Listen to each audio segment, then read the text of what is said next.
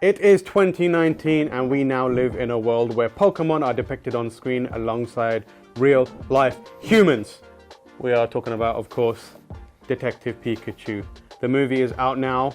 Will and I have seen it, and we are now going to give you our spoilerific full thoughts on it. So if you haven't seen the movie, go away and watch it, then come back. We'll be waiting for you. All right, let's get into it. So Will, I know you're a Pokemaniac. You were very excited. I saw you punch a child in the face and take his Pikachu hat during the screening. I'm not supposed to talk about that. What are your initial thoughts? What are your feelings about Detective Pikachu, the movie?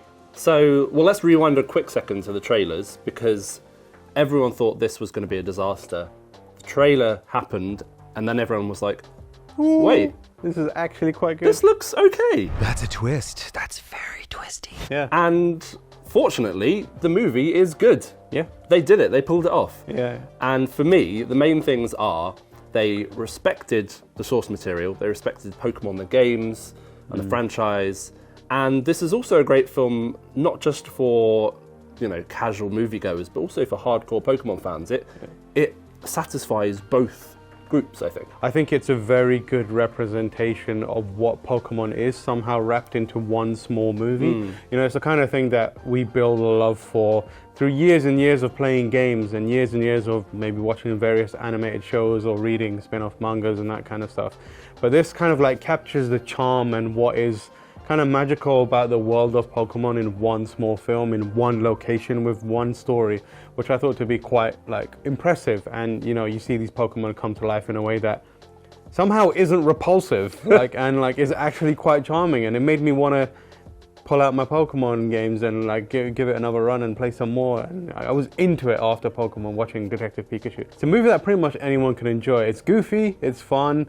It's got some strange decisions towards the end, which is I thought was funny and enjoyed. But yeah, overall, really impressed that they managed to pull this off, and I hope they carry on doing more. So let's start off with some characters. There are some great characters in this film. The obvious first one to talk about is Detective Pikachu, played by Ryan Reynolds. And I know the internet really, really wanted Danny DeVito to play Detective Pikachu, which would have been amazing. But I think Ryan Reynolds pulled it off. I think it was funny and it worked. I think it makes a lot of sense to have someone who doesn't really have to try. That's what kind of Ryan Reynolds is capable of doing now. He's not quite Deadpool. He has that similar style of delivery, the way he has humor around him and that kind of stuff, but he's a little more PG. But he's very charming. Pika Pika. It's just me. And he's kind of almost in his own bubble when he's delivering his lines and jokes and that kind of stuff.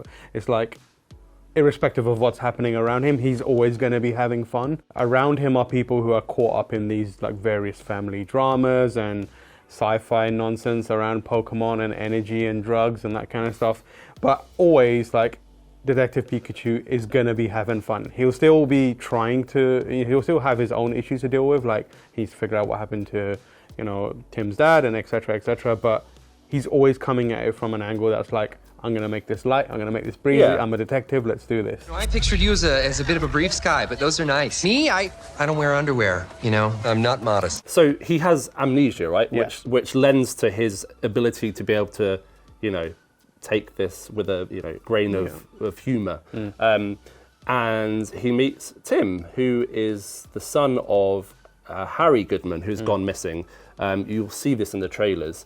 So essentially, Pikachu bumps into Tim because they've got this connection with Tim's father. It seems like Pikachu was Harry's partner. Kind of partner. Yeah. And that's something important to kind of talk about, because it's a different dynamic than we're used to traditionally seeing in Pokemon. It's somewhat unique to Detective Pikachu, the game, which is loosely this is based off, and also the movie. It's Rhyme City specifically is a place where Pokemon and people are working hand in hand. So you get that scene from the trailer and in the movie where you have the Machamp kind of directing traffic and various other Pokemon doing odd jobs and doing stuff like that.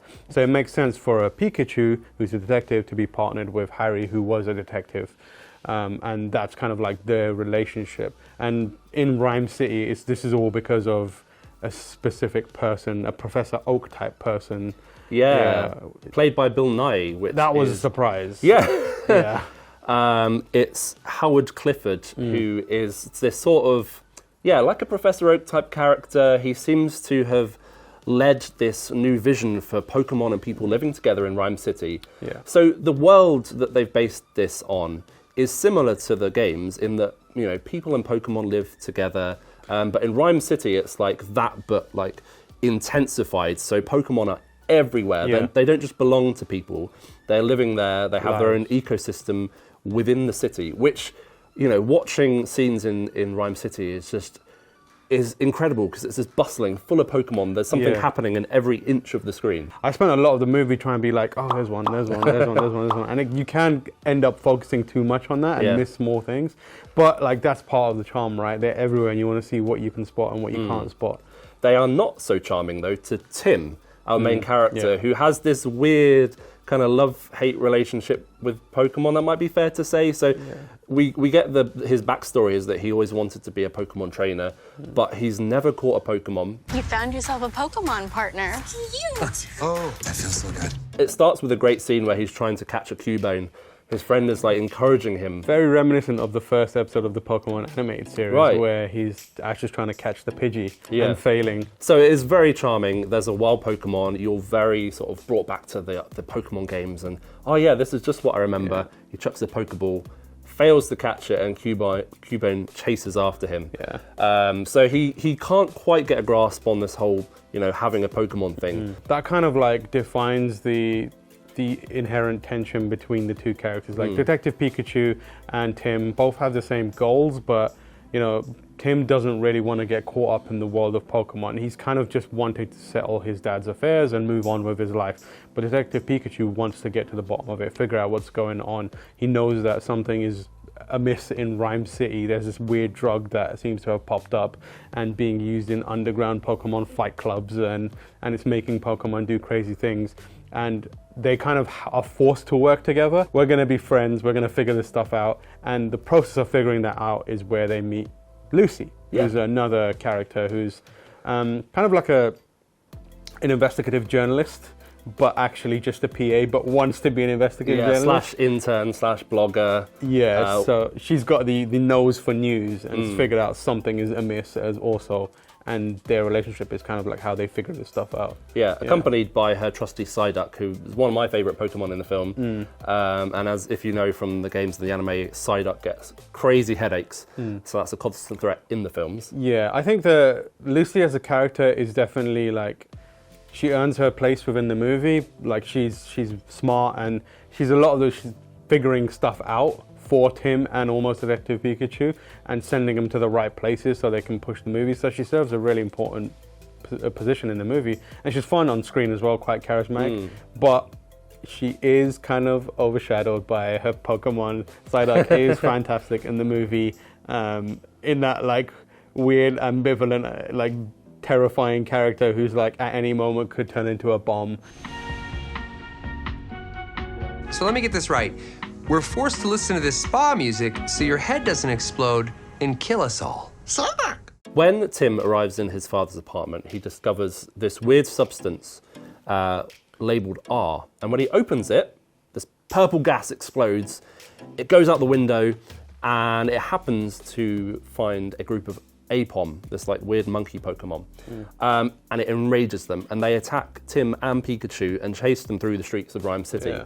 So he's like, what the hell is this? What is this purple gas? Turns out Lucy has also found some evidence of this purple gas, and they're trying to figure out where it all came from, which leads them to the docks where they meet Mr. Mime.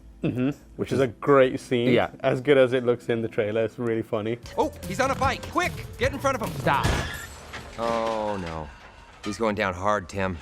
Should have worn a helmet. And then they eventually go to like this underground Pokemon fight club, like a cage match, which you've seen in the trailers. Where you find my favorite Pokemon, Diplo.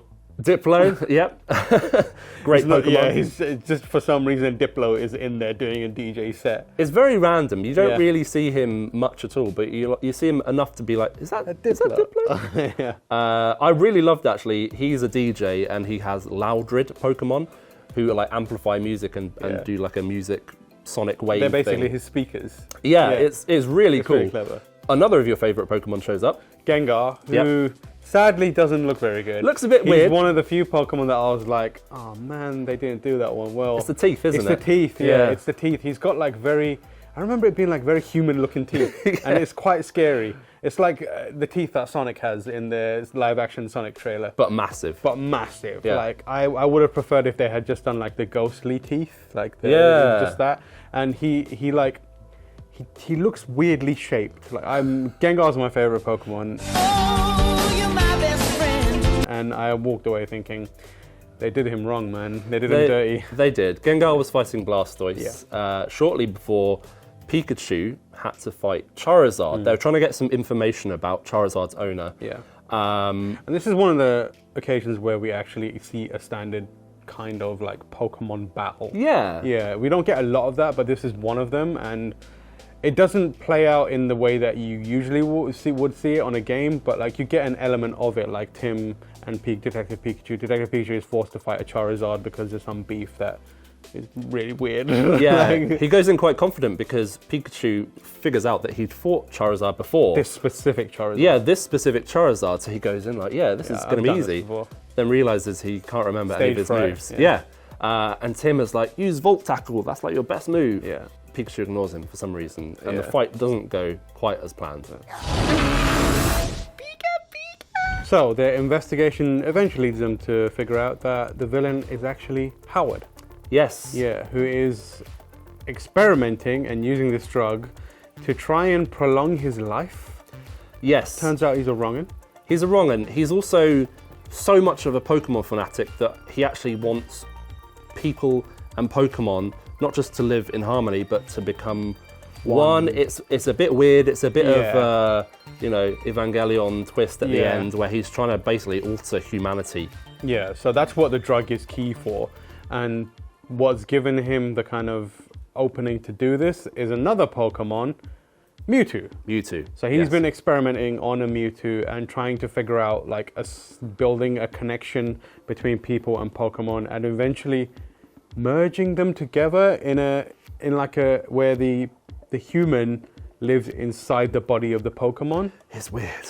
It's very odd, and the thing is, like, there's like some questions around for a long time what role Mewtwo plays, because it's kind of like over the course of the movie, it's kind of teased out, or like they try to make you believe that Mewtwo was actually behind the death of Harry, and also potentially tried to kill off Detective Pikachu. Yeah, the lab that Mewtwo escaped from is very reminiscent of the old Pokemon anime movie where Mewtwo is a villain and, Mewtwo was created in a lab, blah, blah, blah.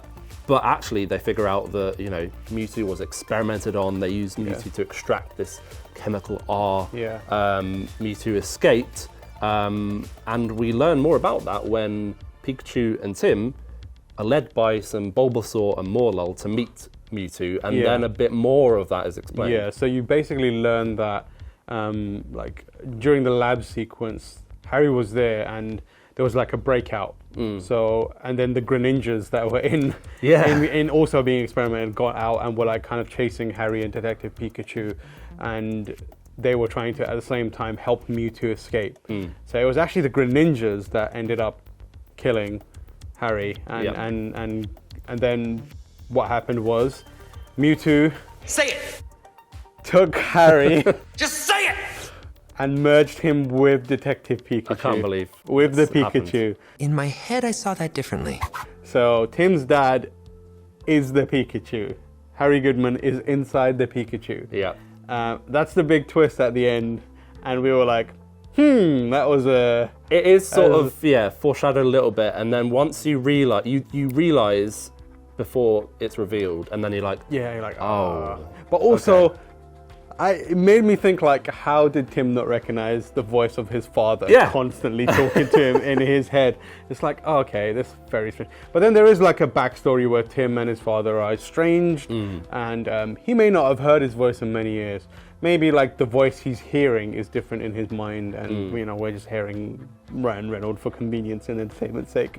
But like that's the revelation, and that's kind of like there's a scene towards the end that during which Mewtwo is actually recaptured by Howard, and he manages to actually successfully complete his plan and merge with not only the Mewtwo, but also everyone in Rhyme City merges with their Pokemon and also other Pokemon that are nearby. So Lucy goes inside the Psyduck. Yep. Tim manages to not get involved in that part of it. He's like stays away from the gas. And Well, there's a great fight with Ditto. Yeah, so Ditto, another of the best characters in this movie. Yeah. And you don't realise until one of Howard's, assistants lackeys. takes off her sunglasses to reveal some weird pop vinyl like black eyes. She's just got the black Ditto eyes, but she looks completely human otherwise. I thought that was really cool. It was really because Yeah. the thing is, like, Ditto has been in a lot of the scenes, but you've just not known it's a Ditto. I mean, they tease it at the start, they show it, but there are characters that appear like weird characters, and you're like, oh, this is a very strange, like, mysterious lackey style character. But the entire time it's been a Ditto, like, doing Howard's bidding for him. But then there's like a great, fantastic set piece fight with kind of a bunch of different Pokemon. The Ditto is the main one because obviously it can transform into various different Pokemon, and that proves to be quite difficult for Tim, and Detective Pikachu to deal with. And there's also Mewtwo floating about at the same time, doing weird Mewtwo nonsense and kicking up fights. So it's very, very like that final sequence. It's quite long as well, and it's really, really big. It's a big set piece, like an entire fight breaking out over a city. It's very Dragon Ball Z Pokemon, like classic Pokemon. So like it's like power level, like people shooting into the sky, and Detective Pikachu trying his best to try and tackle this Pokemon who's like flying around, and a Ditto becoming things. And weirdly, you've got the big Pokemon balloons because there's a big Pokemon festival happening. And they are exactly the Pokemon from that anime. Yeah. So they don't look like the realistic Pokemon, more like the 2D versions. But it does end with Pikachu finally remembering what Tim had said. Use Volt Tackle. Yeah. And that helps save the day. And Tim is able to remove this weird contraption from Bill Nye's head, Howard Clifford's head, which stops the connection with Mewtwo. So then Mewtwo becomes good again. Yeah, he's like, oh man, this was messed up. Yeah. It's not my fault. I was being coerced by a human, so I'm out of there. He almost does like a Thanos snap and just like is able to undo everything that just happened. Pretty much, yeah. And then, that's kind of like the main conflict resolved. And then we also know that, like, Tim's dad is alive somehow. I can't remember how they explained that one away. Apparently his body was just being kept around, I guess. Yeah. And everything was returned to normal. And then there's kind of like this the kind of resolution of the father-son relationship that they constantly have been kind of dipping in and out of, with Tim not wanting to be in Rhyme City because he just doesn't like it, or wanting to go off on his own. And eventually he kind of makes peace with his dad, Ryan Reynolds, aka Detective Pikachu. And there's almost some insinuation that he might become a detective himself. So like following in his father's footsteps and having worked alongside this Pokemon to solve a mystery. He's got the bug for being a detective. Yep. Okay, so that's Detective Pikachu. Will, final thoughts? What did you like? What didn't you like? Tell us. I loved it. My favourite things were the amount of Pokemon from every generation. If you're going, a lot of people are only familiar with the original 151. There's a lot of recognisable Pokemon for them. But for hardcore Pokemon fans, there's going to be, cameos from pretty much every generation. Yeah. And what I also loved is the world is so believable and well realised, especially Rhyme City, that I really want them to make more movies in this universe because it worked so well. Things I didn't like, some Pokemon didn't look quite as good as they could have, but overall I thought it was fantastic. Yeah, I think I'm pretty much in the same boat. Like, I think this is a great movie. Even if you have no real kind of fondness for Pokemon, you can just enjoy it as a quirky detective movie where Ryan Reynolds is a weird little yellow rat character, an electric mouse thing, and like have a great time. And if you've got like any sort of child not any sort of child, don't just grab a child and take it to Pikachu, that's definitely illegal. But you know, if you've got kids or like, you know, nephews, nieces, whatever it may be that know Pokemon, they are definitely gonna have a great time watching this. I think the main thing that stuck out to me was, again, Gengar. They did him dirty, which I'm not quite happy about. But otherwise, like, I really liked it. Like, I thought all the Pokemon looked good. I didn't really have an issue with. I'm more of the original 150, 151 if you include Mewtwo and the generation after that. So the more recent stuff, I don't have a huge fondness for. So when they popped up, I was like, yeah, that looks kind of good to me. Like, it looks familiar enough. But when I was scrutinizing the original Pokemon that I really loved, they looked fantastic to me. So I was like charmed by it, and I thought it was funny. And even the dumb twist, I was like, yep, I should have seen that coming. And I didn't see it coming. Great work. But yeah, highly recommended, I think. Cool. So those were our thoughts of Detective Pikachu. If you've seen the movie, let us know in the comments what you thought, and also where you want the Pokemon Cinematic Universe to go next. PCU. I don't know. The PCU, I don't know. I would be up for more stories in this world. Yeah, let us know in the comments, or find us on Twitter. I'm at Tamoor H. Will is At the Quiff is dead. and we will see you very soon.